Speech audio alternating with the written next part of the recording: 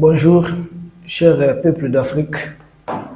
Mercredi 17 janvier 2024. Bonjour au peuple du monde libre. Nous avons suivi les discours du colonel Assimi Goïta face aux autorités coutumières et traditionnelles de la légitimité religieuse du Mali. Un discours sur l'état du pays. Une très bonne sortie. Il a parlé à cœur ouvert. Nous avons jugé nécessaire de traduire cela au peuple d'Afrique parce que la transition malienne n'est pas que la transition du Mali. Elle est la transition de l'Afrique tout entière. Beaucoup d'Africains comptent sur cette transition, celle du Mali, du Burkina, du Niger, pour booster la libération de l'Afrique. Nous avons essayé plusieurs fois avec nos pères de l'indépendance. Nous avons essayé après avec le groupe du capitaine Sankara. Et cette fois-ci, nous pensons que c'est la bonne. Il a parlé, il a fait beaucoup de révélations. Beaucoup de révélations. Son intervention, je peux résumer ça pour vous en 6 grands points. Le premier point, il est parti de la situation dans laquelle ils ont trouvé le Mali. Ils disent qu'ils étaient arrivés, quand ils ont pris le pouvoir, le Mali était un pays, mais plusieurs États. C'est-à-dire qu'il y avait l'État central du Mali, il y avait la France, il y avait d'autres intérêts, c'est ce qu'il veut dire. Que chacun des États présents au Mali, on avait Takuba, des pays comme Estonie, Lettonie, tout le monde était ici. Tout le monde était venu prendre sa part. Il dit que chaque pays présent au Mali avait son agenda personnel. Chacun avait son intérêt. Le Mali était devenu comme cette grande source d'eau où chacun doit venir s'abreuvoir. C'est dans de telles conditions qu'ils ont pris le pouvoir, ils ont dit non, il ne doit avoir qu'une seule autorité, c'est l'autorité de l'État central du Mali. Le colonel Assimi Goïta a salué la résilience du peuple malien dans son intervention. Il dit que si des localités telles que Ber, Tessalit, Aguelok, Kidal et autres n'avaient pas été libérés, le peuple n'allait jamais comprendre. Il veut dire que le peuple n'aurait pas pardonné. Et lui-même, le colonel Assimi Goïta, n'allait jamais comprendre qu'il a failli libérer, parce que tellement ils ont investi le Mali a investi dans la reconstruction de son armée, que la libération de ces localités, c'était une question, c'était un résultat qu'il fallait obtenir. Le colonel Assimi Goïta parla des questions de sécurité avant d'arriver à ces grandes révélations. Il dit que les centres de gravité, les noyaux de tout ce qu'on veut faire, c'est l'armée. Sans l'armée, il n'y a pas de souveraineté territoriale. Vous ne pouvez pas aller partout dans votre territoire. C'était le cas au Mali. Vous n'aurez pas de souveraineté économique. Et vous n'aurez même pas de souveraineté politique. C'est ce qu'il dit. Ce sont les autres qui désigneront qui doit diriger les pays. Le colonel Assimi Goïta a fait plusieurs révélations. Plusieurs. La première révélation, il dit que lui, il a été investi le 7 juin 2021. 2 jours après, c'est-à-dire le 9 juin 2021, que l'ambassadeur de France est venu, en tout cas est allé le voir. Il demande au colonel Assimi Goïta d'accepter le déploiement des forces de l'OTAN au Mali. Lui, en tant que président du Mali, il dit non, il n'a pas question. Que le président de la France, l'ambassadeur a essayé d'insister, il dit qu'il n'a pas question. Il dit bien avant cela, son investiture, quand il était question de trouver un président et un premier ministre pour diriger le Mali, la transition, que la France a proposé 3 noms, que le président français l'a appelé au téléphone à travers un intermédiaire. Il a proposé 3 noms. Et ces gens-là devaient être nommés président, premier ministre. Lui dit qu'il n'est pas question. De toutes les façons que c'était un sujet qu'il allait soumettre aux autres, il n'est pas seul. C'est là que la France a dit, mais à force de dire, nous avons besoin de temps de réfléchir, c'est que Macron a dit, que Ibeka était chaque fois comme ça, que Ibeka a été renversé finalement. C'était un message codé que Macron a envoyé. Il dit, il y a une autre puissance qui a proposé 2 noms. Toujours des politiciens maliens, comprenez, les politiciens qui sortent, qui essaient de s'attaquer médiatiquement au pays. Ils ont des noms qui ont été proposés par la France, par les États-Unis. Le colonel Assimi Goïta a dit, mais ces gens-là, c'est pour défendre les intérêts de qui finalement? Les deux noms, là encore, ils ont dit niet. Arrivé au niveau, au sommet de la CEDEAO, où ils devaient être reconnus à l'époque, s'entretenir avec eux, là-bas, ils disent que mais, nous, on a déjà des noms. Et lui, il a dit non, avec ses noms, que c'est lui-même, colonel Assimi Goïta, qui va diriger la transition. Parce qu'il dit, toutes ces propositions, il faudrait noter que dans la gestion du pouvoir, il y a un triangle. Ce triangle, c'est le président, le peuple, les ennemis. L'ennemi du pays, quoi. Si le président est allié à son peuple, l'ennemi ne peut rien. Il est fragile. Mais les Occidentaux travaillent, ce que j'ai compris, hein, les Occidentaux travaillent à ce que l'ennemi soit allié au président, et dans ce cas, c'est contre le peuple. C'est pourquoi l'Afrique est toujours pauvre. Le colonel Assimi Goïta, président du Mali,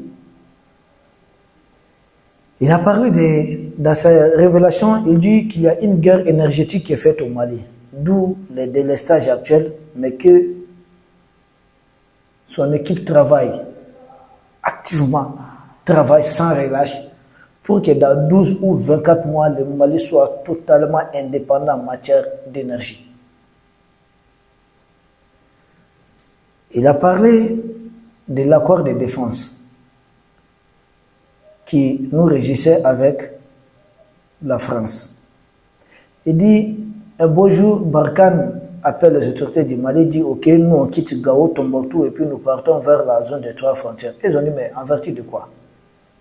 Attendez que nous soyons prêts pour récupérer vos emprises de Gao et Tombouctou. À ce moment, vous pourrez aller là-bas, mais vous n'abandonnez pas les localités de façon unilatérale. Que la France a dit c'est comme ça et elle va partir. C'est là qu'ils se sont dit, bon, écoutez, là il y a un accord de défense qui nous régit avec la France. Essayons de trouver cet accord de défense. Il dit qu'ils ont cherché au niveau de la présidence. Il n'y avait pas cet accord dans les archives. Ils sont allés au niveau du ministère des Affaires étrangères, il n'y en a pas. Au niveau du Parlement, il n'y en avait pas. Ils ont cherché ça partout, c'était nulle part au Mali. Et qu'ils ont été obligés de télécharger ça sur Internet, à partir d'Internet. Quand ils sont entrés en possession de cet accord, c'est là qu'ils se sont rendus compte que la partie protocole additionnelle était un boulevard qui permettait tout et n'importe quoi au Mali.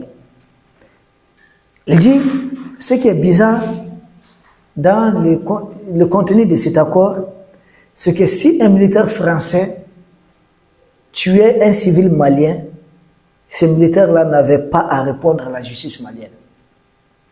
C'est-à-dire que c'était comme s'il a abattu un simple animal sauvage, quoi. C'est surprenant, il dit encore dans le fameux accord de défense que la France a fait signer avec le régime que les gens appellent les présidents démocratiquement élus, que moi je considère qu'ils sont occidentalement élus, parce que contre l'Afrique. Il dit que dans cet accord encore, l'espace aérien du Mali était totalement confié à la France, mais pas au Mali, pas aux forces armées maliennes, mais à la France. C'est la France qui avait les droits de contrôle. Même le Mali, pour survoler, on avait besoin d'une autorisation de la France. Et les gens appelaient cela un régime démocratiquement élu. Bon. Le colonel Assimi Goïta, parlant toujours du contenu de l'accord, il dit que les conteneurs à destination de l'armée française ne devaient pas être fouillés. C'était des conteneurs bien scellés, des cargaisons bien scellées qui traversaient le Mali pour rejoindre les forces françaises. On ne sait pas qu'est-ce qu'il y avait dedans. Et tout ça figurait dans ces fameux accords. Ils ont dit, bon, si dans de telles conditions, ils ont dit à la France de réviser cet accord. Et finalement, ils ont demandé le départ de Barkhane, parce qu'ils voyaient que ça ne bougeait pas. Quand ils ont demandé le départ de Barkhane, c'est là que le colonel Assimi Goïta fait d'autres révélations concernant la MINUSMA. Que la MINUSMA est venue dire, ok, si Barkhane part, nous aussi nous partons.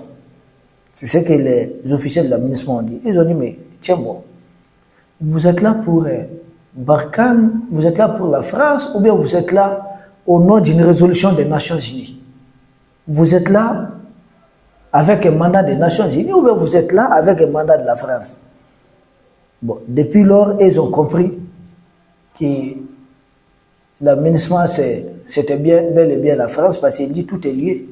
Il dit Barkhane, Takuba, aménagement, G5, il dit tout ça sont des outils de la France.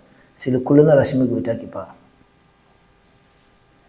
Et il dit dès lors, l'aménagement a commencé à survoler les camps de l'armée malienne, les positions de l'armée malienne, ou même quand l'armée malienne est en opération. Et ils ont appelé les officiers de l'aménagement, ils disent mais à quoi vous jouez comme ça? Que les officiels de l'aménagement ont dit que c'est à la demande de la France. Ils disent bon ok, ce qu'on va faire, si vous tentez encore de survoler notre position, vous survolez, c'est-à-dire vous levez un seul aéronef au Mali sans notre autorisation, cet aéronef serait abattu. Et dès lors, l'aménagement est obligé de chercher des autorisations. Et là, vous et moi nous souvenons de ce que les autres disaient, que le Mali empêche l'aménagement de s'élever, de survoler. Non, il fallait une autorisation. Le colonel Assimi Goïta a fait d'autres révélations concernant l'aménagement. Il dit que l'aménagement, quand il a été question de son départ du Mali, qu'est-ce que l'aménagement a fait? L'aménagement, quand c'était encore dans la coulisses, a proposé trois choses. S'établir uniquement à Bamako, et ils ont dit non, ça c'est pas possible. L'aménagement a proposé de s'établir au centre du Mali, vous comprenez? C'était une façon d'accorder l'indépendance au nord du Mali. Et ils ont dit niet, là c'est pas possible. Et que l'aménagement a proposé de s'établir uniquement au nord du Mali en laissant le centre et la partie sud du Mali. Et ils ont dit là encore c'est pas possible. Parce qu'il savait, lui-même, le colonel Assimi Goïta, il savent ce qu'il y a derrière. Il dit, lui, il a fait les casques bleus au Soudan. Et qu'il a quitté le Soudan moins de 2 ans après, il y a eu l'indépendance du Soudan. Donc, ils n'ont pas oublié cela. Ils savaient ce que ces gens-là faisaient. D'une manière ou d'une autre, même s'ils étaient encore des jeunes officiers. Et que c'était le commandant qui décidait de tout. Le colonel Assimi Goïta a fait d'autres révélations concernant l'aménagement. Il dit que quand il était question de rendre le camp militaire de l'emprise militaire de Tessalites aux forces armées du Mali, l'aménagement n'était pas pour. L'aménagement a décidé d'organiser avec les touristes une façon d'empêcher la défense des Tessalites contre les forces armées du Mali. Que l'aménagement s'attendait à ce que les forces armées du Mali vont arriver par voie terrestre. Que les FAMA, les forces armées du Mali, ont des enregistrements de communication des officiels de l'aménagement avec des terroristes. Ils ont ensemble préparé la défense des Tessalites. Et qui était là-bas? C'était des Tchadiens à l'époque, nos frères du Tchad. Et nous avons publié sur Facebook qu'ils arrêtent de se comporter aux hommes de main de la France. C'est Macron qui a fait tout ça. Que Tessalites était bien encerclé, mais que l'armée malienne est arrivée par voie aérienne pour parachuter ses commandos. C'est pourquoi on a vu l'image d'un avion qui était en flammes. Et ces commandos ont pu dégager toute la localité. Et c'est dans ces conditions que la localité de Tessalites a été reprise. Le colonel Assimi Goïta dit en Bambara, Tessaliti Minana Tasuma de là. C'est-à-dire, on a libéré Tessalites sous le feu. C'est-à-dire, au prix de violents combats. Je continue avec les révélations du colonel Assimi Goïta. Il a parlé de la libération de Kidal. Il dit que l'aménagement avait remis 15 blindés, abandonné 15 blindés en bon état aux terroristes de Kidal. Les terroristes avaient, pour l'aménagement, les terroristes allaient préparer bien la défense de la ville de Kidal, mais que l'armée malienne aussi, dans sa stratégie, n'a pas laissé de répit, pas de temps. que les bombardements étaient jour et nuit. Et là, les gens ont compris qu'ils ne pouvaient pas défendre Kidal. Parce que l'aménagement a essayé de jouer à l'arbitrage. Je vais les observer. Et si l'armée malienne échoue, bravo. Mais l'armée malienne a récupéré brillamment la localité de Kidal. 15 blindés offerts aux terroristes. Il dit que le Mali a cette vidéo. Parce que pendant que l'aménagement remettait certains équipements aux terroristes, tant à Tessalit qu'au niveau de Kidal, il y avait les drones maliens que les radars ne pouvaient pas voir. Les drones maliens ont tout filmé au niveau de ces deux localités. Je continue. Le colonel Assimi Goïta a parlé de la question du G5 Sahel. Il dit, vous savez, G5 Sahel, c'est une présidence tournante. Quand il a été question de la présidence du Mali, c'est-à-dire le tour du Mali, lui, il a personnellement appelé le président, son homologue du Tchad, il dit bien sûr son frère du Tchad, il dit bon, maintenant c'est notre tour. Que Mahamat Déby lui a répondu, ok, j'en parle à la CEDEAO et je te reviens. Que lui, colonel Assimi Goïta, il aurait rétorqué, il aurait dit au président, à son homologue, à son frère du Tchad, que mais le Tchad n'est pas un pays membre de la CEDEAO. Toi, tu n'es pas dans la CEDEAO. Une question de G5 Sahel, entre nos pays du Sahel, pourquoi tu veux passer par la CEDEAO? C'était quoi la position de CEDEAO dans une histoire de G5 Sahel? Et que le Mali a montré qu'il n'est pas d'accord. Il dit, toi, tu n'es pas dans la CEDEAO, la Mauritanie n'est pas dans la CEDEAO. Pourquoi parler d'une question de confier la gestion de G5 Sahel à la CEDEAO? Il dit que le Mali a donné une date, une sorte d'ultimatum aux autres pays membres du G5 Sahel. Si le Mali n'a pas ce qui lui revient de droit, le Mali prendra toutes les décisions nécessaires.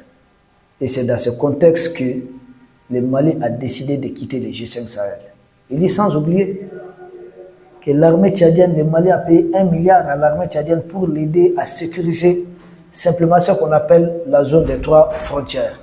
Mais que dans ça, dans la sécurisation de la zone des 3 frontières, vous et moi, est-ce les choses se sont empirées ou bien les choses se sont améliorées? La réponse, évidemment, les choses se sont empirées. Mais pourquoi les 1 milliard? Nous continuons. Le colonel Assimi Goïta parlait aussi de la question de l'accord de paix, et récemment qui a fait couler beaucoup de salive. Il dit qu'ils ont jugé nécessaire qu'il n'y ait plus de va-et-vient dans des pays tiers pour parler des questions de paix au Mali. Que c'est une histoire entre Maliens, donc ça va se résoudre au Mali. En tant qu'analyste, le colonel Assimi Goïta vient de confirmer bel et bien la mort de l'accord d'Alger. Il dit qu'il y aurait un dialogue direct entre Maliens. Mais d'ici là, et pendant ce temps, les opérations militaires vont continuer. Parce que, dit-il, le président de la transition, le colonel Assimi Goïta, une maison ne se sécurise pas seulement de l'intérieur, mais surtout de l'extérieur.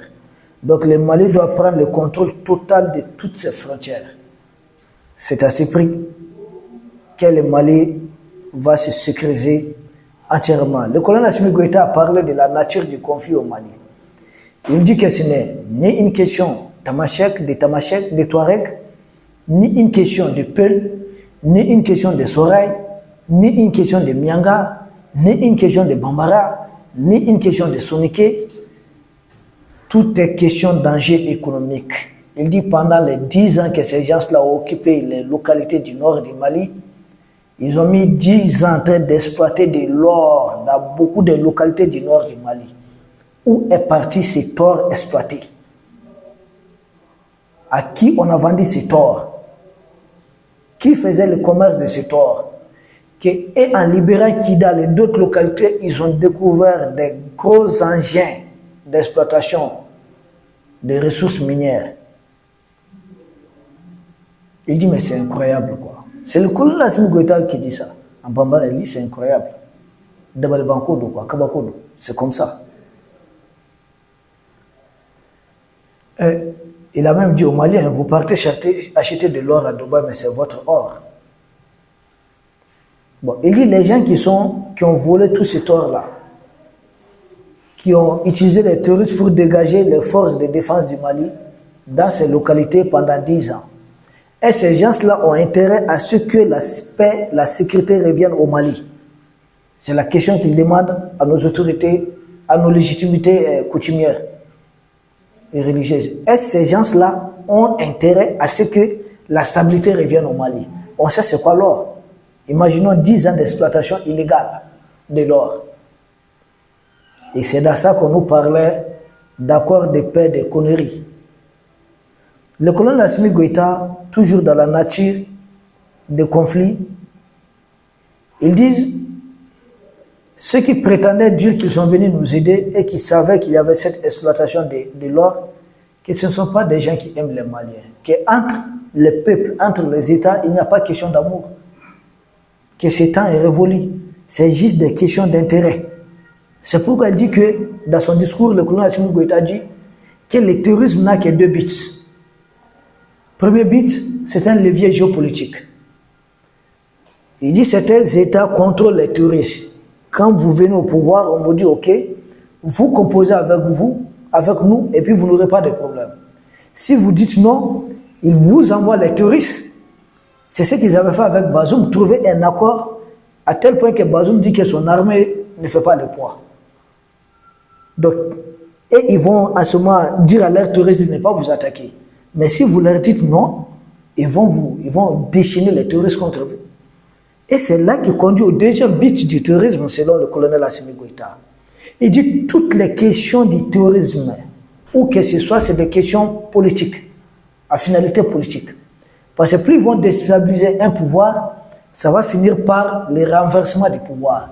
Donc, si le pouvoir est renversé, c'est leur homme à eux, l'homme qui va servir les intérêts des propriétaires des terroristes qui va régner sur le pays. Donc, c'est des questions politiques. Le colonel Assimi Goïta dit, dans ces conditions, parler d'un retour à l'ordre constitutionnel, c'est peine perdue. Parce que tout présent élu qui ne se soumet pas au dictat des propriétaires des terroristes connaîtra des problèmes du terrorisme. Et plus le problème est récurrent, parce que qu'est-ce font les terroristes, en plus de brûler des villages? Mais ils vont brûler des récoltes. Et quand vous brûlez les récoltes, qu'est-ce que vous faites? Vous faites révolter les paysans. Et si les paysans sont révoltés, ils font quoi? Mais ils bloquent les routes, ils bloquent tous les pays. Et dans ces conditions, bien sûr, c'est le renversement du pouvoir. Ils vont vous renverser. Il dit tout présent qui est élu, tant que le pays n'est pas nettoyé totalement du tourisme, ce présent sera sans doute renversé. C'est ce que dit le colonel Assimi Goïta. En tant qu'analyste, je comprends que l'élection présidentielle au Mali, ce n'est pas demain matin. Ceux qui veulent de l'élection, notamment la France, la CEDEAO, la France, dites à vos terroristes de quitter le Mali totalement. Tant qu'il y aura un seul terroriste au Mali, il ne sera pas question d'aller à une élection présidentielle. Voilà ce qui est dit. Le colonel Assimi Goïta a parlé d'autres thèmes. Il a parlé de certains acquis de la transition, notamment ce qui concerne la question de la refondation que nous appelons ici Malikoura. Il a salué le fait que nous avons quitté la 3e République pour rejoindre la 4e République. C'est une avancée notable. La loi électorale a été modifiée conformément aux différentes recommandations des assises nationales. Il y a des nouvelles régions qui ont été créées. Tout ça, c'est mettre à l'actif de la transition. Il y a aussi l'EJ. L'EJ, c'est l'autorité indépendante de gestion des élections, qui a été créée, mise en place et qui est opérationnelle. Il y a un code minier qui a été adopté. Et c'est là qu'il dit que le Mali est un pays naturellement riche, mais qu'ils ont fait du Mali un pays pauvre. Que la pauvreté du Mali, c'est artificiel, ce n'est pas naturel. Parce que les richesses du Mali, selon lui, profitent à d'autres peuples. Et ces autres peuples-là n'ont aucun intérêt que les Maliens soient en sécurité. Sinon, eux-mêmes, ils seront en difficulté. Ce ne sont pas mes mots. J'essaie de traduire. La traduction n'est pas facile, certes, mais j'essaie d'être fidèle au maximum. Le colonel Assimi Goïta,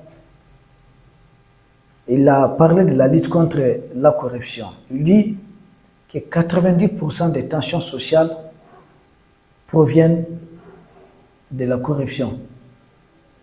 Et vous et moi, nous savons que c'est un peu le cas un peu partout.